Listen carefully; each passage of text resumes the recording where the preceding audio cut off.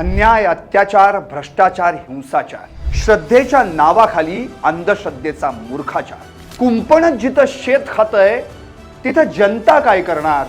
कोण जाणे महाराष्ट्रात आणखी काय घडणार? बोलत राहू यांना जोवर पडत नाही फरक. पाहत रहा एलेस संगे, बोल कडक बेधडक.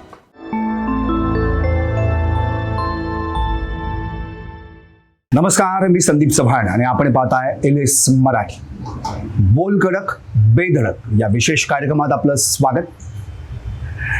अशोक खरात आज पोलीस कोठडीची मुदत संपल्यानं त्याला पुन्हा एकदा नाशिकच्या विशेष सत्र न्यायालयात हजर करण्यात आलं. अगदी सुरुवातीला 7 दिवसांची पोलीस कोठडी, नंतर 5 दिवसांची पोलीस कोठडी आणि आता 3 दिवसांची पोलीस कोठडी. त्यामुळे अशोक खरात या नाशिकच्या भोंदू बाबाला पुन्हा एकदा न्यायालयानं वाढीव पोलीस कोठडी दिली आहे.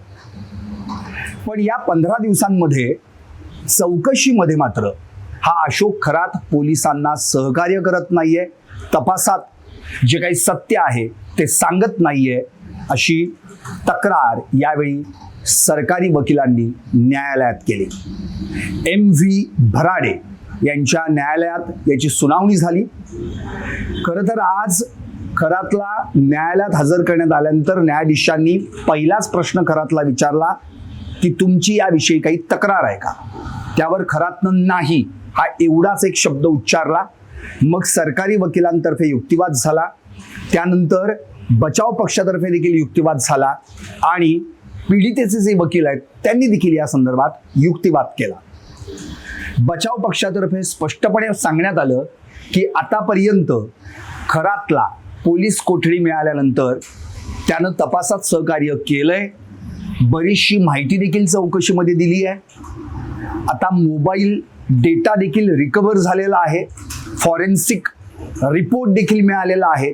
मग त्याला पोलीस कोठडीत परत पाठवण्याची गरज काय? त्यामुळे त्याला न्यायालयीन कोठडी देण्यात यावी. तीच कारणं सांगून खरातला पुन्हा एकदा पोलीस कोठडीची मागणी केली जातीये, असा युक्तिवाद बचाव पक्षातर्फे करण्यात आला. त्यावर सरकारी वकिलांनी मात्र स्पष्टपणे सांगितलं की या ठिकाणी खरातकडून कोणतीही माहिती नीट मिळत नाहीये, तो सत्य काय ते सांगत नाहीये. शिवाय याच जोडीला अजूनही साक्षीदारांचे जबाब घ्यायचे, इतर ज्या पीडित महिला आहेत त्यांची माहिती मिळवायची आहे. शिवाय या खरातनं कुणाच्या नावावर किती मालमत्ता या ठिकाणी ठेवली आहे त्या संदर्भात देखील तपास करायचा आहे. आणि सगळ्यात महत्त्वाचा म्हणजे अशोक खरात याच्यावर जे काही गुन्हे आता नाशिक पोलीस ठाण्यामध्ये दाखल आहेत त्या संदर्भात तपास अजूनही अपूर्ण आहे. तिथं पीडितेचे वकील देखील त्या ठिकाणी उपस्थित होते. त्यांनी स्पष्टपणे सांगितलेलं आहे की या प्रकरणामध्ये non cooperation of accuse in the process of investigation, तो तपासात कोणत्याही प्रकारची मदतीची भूमिका त्या ठिकाणी दाखवत नाहीये, सहकार्याची भूमिका दिसत नाहीये. आणि या सगळ्यांमध्ये इंट्रिकेसिस किंवा ज्याला कॉम्प्लेक्सिटी, थोडक्यात सगळा जो गुंतागुंतीचा आरोपांविषयीचा किंवा जटिलतेचा भाग आरोपांविषयी जो आहे तो जर सोडवायचा असेल तर त्याची कोठडी वाढवून मिळणं गरजेचं आहे. सरकारी वकिलांनी 3 दिवसांची पोलीस कोठडी वाढवून मागितली. शेवटी कोर्टानं यावर आपलं निरीक्षण नोंदवलं आणि स्पष्टपणे म्हटलं की आरोपीनं वारंवार एकच गुन्हा केलेला आहे, तो अतिशय गंभीर आहे आणि अजूनही रिमांड रिपोर्टनुसार तपास अद्याप अपूर्ण आहे. त्यामुळं त्याला 1 एप्रिलपर्यंत पोलीस कोठडी वाढवून देण्यात आली. म्हणजे 3 दिवसांची पोलीस कोठडी मिळालेली आहे आणि 1 एप्रिलला अशोक खरातला पुन्हा एकदा कोर्टात हजर केलं जाणार आहे. आता या ठिकाणी आणखी काही महत्त्वाचे मुद्दे देखील मांडण्यात आले.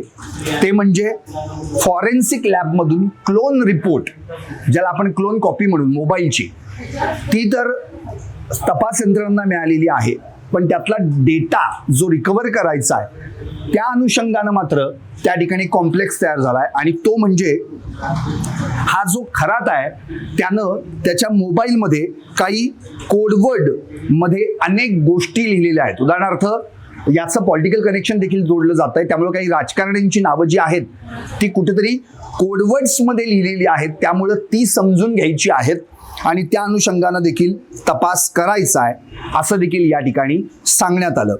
विशेष म्हणजे तो जे काही पाणी पीडित महिलांना प्यायला देत होता किंवा कोणत्या तरी एक विशिष्ट प्रकारचं द्रव्य देत होता, त्याच जोडीला तो पेढा देखील खायला देत होता, त्या अनुषंगानं देखील तपास करणं बाकी आहे असं देखील सरकारी वकिलांतर्फे या ठिकाणी सांगण्यात आलं.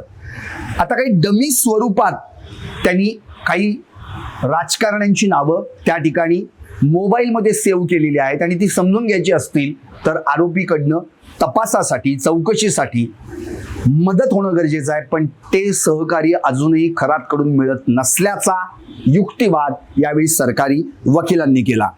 एकंदरीतच काय तर आज कोडवर्ड सापडेना आणि खरात फाईल्स उघडेना अशी परिस्थिती किंवा अशी कैफियतच सरकारी वकिलांनी किंवा आयओ ऑफिसर किरण कुमार सूर्यवंशी यांनी न्यायालयात मांडली आणि त्याच्यावर कोर्टाकडून अद्याप रिमांड रिपोर्टनुसार या ठिकाणी तपास अपूर्ण आहे, त्यामुळे तो पूर्ण होण्याच्या दृष्टीनं 3 दिवसांची पोलीस कोठडी वाढवून देण्यात आली.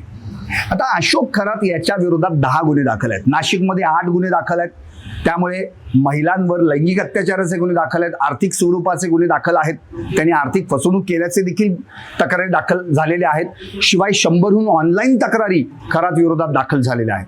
आणि या सगळ्या गोष्टींचा उलगडा करायचा असेल तर निश्चितपणे आरोपीला पोलीस कोठडी मिळणं गरजेचं होतं, त्यानुसार ती पोलीस कोठडी मिळाली.